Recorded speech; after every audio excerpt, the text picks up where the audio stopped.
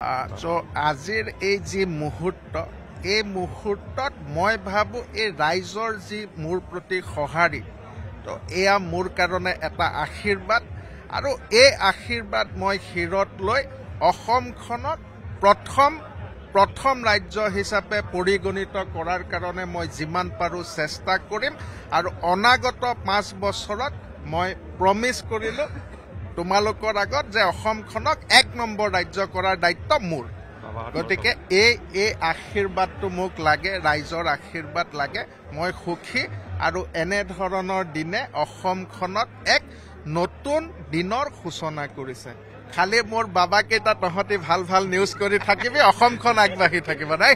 খেলি মেলি নিউজ বিলাক নকৰিবি দে বাবা যা ঠিক আছে হ'ব যা হয় মোৰ বাবে এজন বিশেষ ব্যক্তি মোৰ বাবেই নহয় সমগ্ৰ অসমবাসীৰ বাবে একচুৱেলি ৰিয়েল হিৰো বাস্তৱ জগতৰ এজন হিৰো ৰিয়েল হিৰো নহয় শাহৰুখ খানৰ দৰে গতিকে তেখেতক মই যথেষ্ট ব্যক্তিগতভাৱে শ্ৰদ্ধা কৰোঁ আৰু ভাল পাওঁ যথেষ্ট মৰম ভাল পোৱা শুভেচ্ছা সকলো আছে হয়তো সেইকাৰণেই চাগে ক'ৰবাত নহয় ক'ৰবাত অকণমান কণ্ঠটো হয়তো মোৰ লগত তেখেতৰ মিলে বুলি অসমবাসী ৰাইজে কিছু লোকে কয় গতিকে মই জন্মদিনত বহুত শুভেচ্ছা জনাইছোঁ তেওঁ দীৰ্ঘায়ু হওক আৰু অসমখনক যিমান পাৰে আগুৱাই লৈ যাওক আপুনি যেহেতু এটা কথাত বিখ্যাত যে মুখ্যমন্ত্ৰীগৰাকী মিমিক্ৰি যদি মুখ্যমন্ত্ৰীগৰাকীয়ে বৰ্তমান সময়ত ধন্যবাদ জনাবলৈ হয় ৰাইজক কেনেকৈ জনাব আজিৰ এই যি মুহূৰ্ত এই মুহূৰ্তত মই ভাবো এই ৰাইজৰ যি মোৰ প্ৰতি সঁহাৰি তো এয়া মোৰ কাৰণে এটা আশীৰ্বাদ আৰু এই আশীৰ্বাদ মই শিৰত লৈ অসমখনক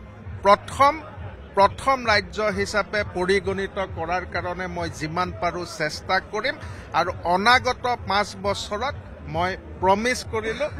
তোমালোকৰ আগত যে অসমখনক 1 নম্বৰ ৰাজ্য কৰাৰ দায়িত্ব মোৰ গতিকে এই আশীৰ্বাদটো মোক লাগে ৰাইজৰ আশীৰ্বাদ লাগে মই সুখী আৰু এনে ধৰণৰ দিনে অসমখনত এক নতুন দিনৰ সূচনা কৰিছে খালি মোৰ বাবা কেইটা তহঁতি ভাল নিউজ কৰি থাকিবি অসমখন আগবাঢ়ি থাকিব নাই খেলি মেলি নিউজ বিলাক নকৰিবি দে বাবা যা ঠিক আছে হ'ব যা